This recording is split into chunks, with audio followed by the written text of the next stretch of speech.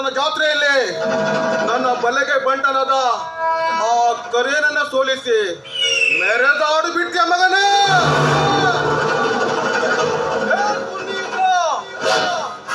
ಕುಸ್ತಿ ಕ್ಷಣದಲ್ಲಿ ಗೆದ್ದ ಮಾತ್ರಕ್ಕೆ ನೀನೊಬ್ಬ ಪುಂಡ ಪುರುಷರನ್ನು ಮೆರಿಬೇಡ. ಆದಷ್ಟು ಬೇಗ ರಾಮ ಲಕ್ಷ್ಮಣರಂತೆ ಬಾಳುತ್ತಿರುವ ನಿಮ್ಮ ಸುಂದರವಾದ ಸಂಸಾರವನ್ನ ಸರ್ವನಾಶ ಮಾಡಿ ಆ ನಿನ್ನ ತಂಗಿದಳಲ್ಲ, ಯಾರು ರಕ್ಷಿತಾ, ಅವಳನ್ನು ನಾನು ಸೋಳನ್ನು ಮಾಡಿಕೊಂಡು ನಿಮ್ಮ ಸಂಸಾರಕ್ಕೆ ಇಡೀ ಮಣ್ಣು ಹಾಕದಿದ್ದರೆ ನಾನು ಭೂಮಂಡಲಿ ಬದುಕುತ್ತಿರುವ ಭೂಪತಿನಲ್ಲ.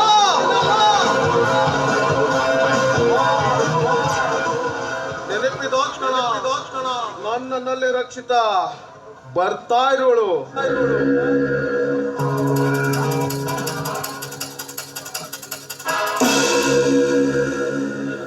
ನಿಲ್ಲು ರಕ್ಷಿತಾ, ನಿಲ್ಲು.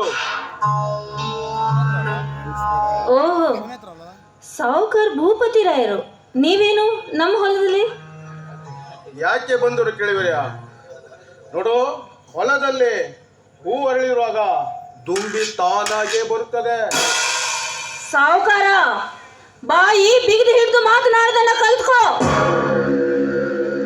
ನಮ್ಮಂತ ಬಡವ್ರ ಹತ್ರ ನಿನ್ನ ಈ ವರ್ತನೆ ನಿನ್ನ ಘನತೆಗೆ ತಕ್ಕದ್ದಲ್ಲ. ರಕ್ಷಿತಾ, ನೋಡು, ಹೆಣ್ಣು ತಲೆ ತಗ್ಗಿಸಿ ನೋಡ್ಬೇಕು. ಈ ರೀತಿ ತಲೆ ಎತ್ತು ಮಾತಾಡೋದು ಒಳ್ಳೆಯದಲ್ಲ. ಮೈಂಡೆಡ್. ಮುಚ್ಚ ಬಾಯಿನ.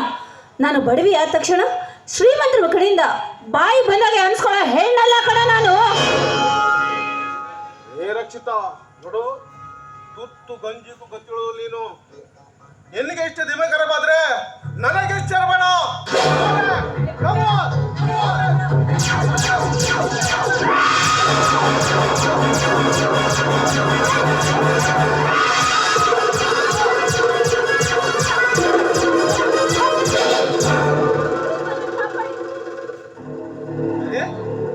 ಭೂಪತಿ, ಇದೇನು ಎಲ್ಲ ಕೆಲಸ ಬಿಟ್ಬಿಟ್ಟು ಇಂಥ ಕಚಡ ಕೆಲಸ ಕೈ ಹಾಕಿದ್ಯಾ?